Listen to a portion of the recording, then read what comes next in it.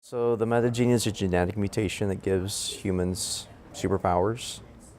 No one's really sure where it came from or who was the first carrier.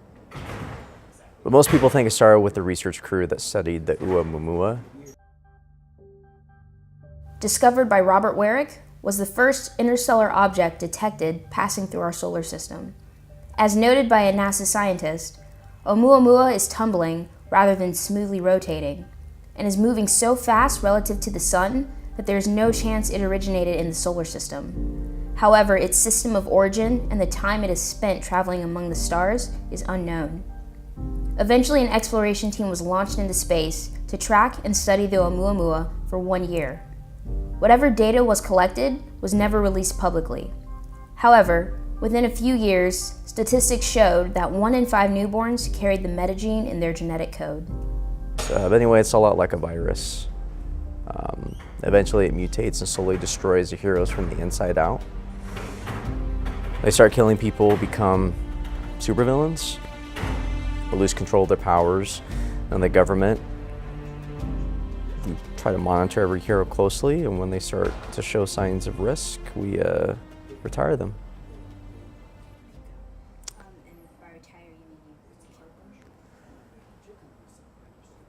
Several, but not all. Most were contained in neutralizer facilities. Neutralizer facilities, they would suppress the gene and kind of nullify their powers. So they could basically be normal people again. I mean, that's the hope. Some recover and could live normal lives. Some could be the last straw and kind of live in that self-contained environment. Probably for the rest of their life. So, when did you retire? See, my last job was May 2017, so almost 2 years now. Well, my nice thing is at least I still have some savings. So, I mean, the government still takes care of my benefits, my health care, that sort of thing. But for the most part, I just want to live a quiet life. I moved to a small town. I rented a place, tried to pick up some part-time jobs, just trying to find that balance again. I'm just trying to enjoy the little things in life and just let somebody else take care of that fight, you know? The downside of the job was the crappy pay. And of course, a high mortality rate. That was always hard to digest. It kind of took its toll after a while, but I mean, the upside was, saving lives. And some of the heroes, seemed at peace in the facility. So in a way, on both fronts, it's saving their life as well as the lives of their friends and family, society. For a lot of them, their powers were a burden.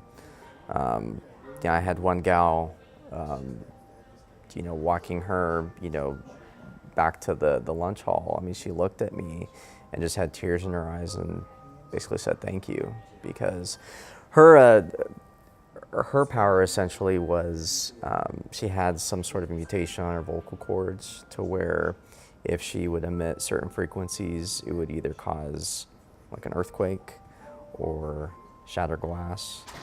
And she told me that, living at home, she was always afraid to speak. And she wanted to be close with her family, but in a sense couldn't communicate because she wasn't sure of what the sound that was going to come out.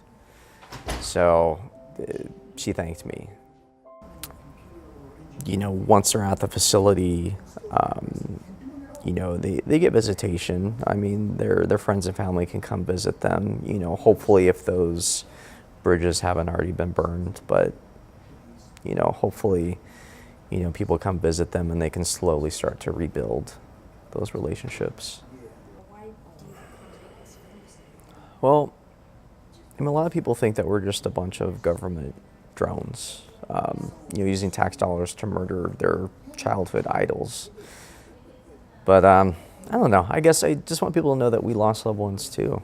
Our responsibilities were a burden on us.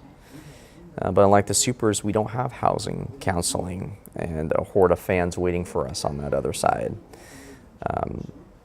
We don't get second chances to essentially fix our families. We just sort of pack up and move on. Okay, let's actually do your introduction before I forget. Okay, okay, sure. Here? Here? Okay. My name is Samuel Crane, and I used to hunt superheroes.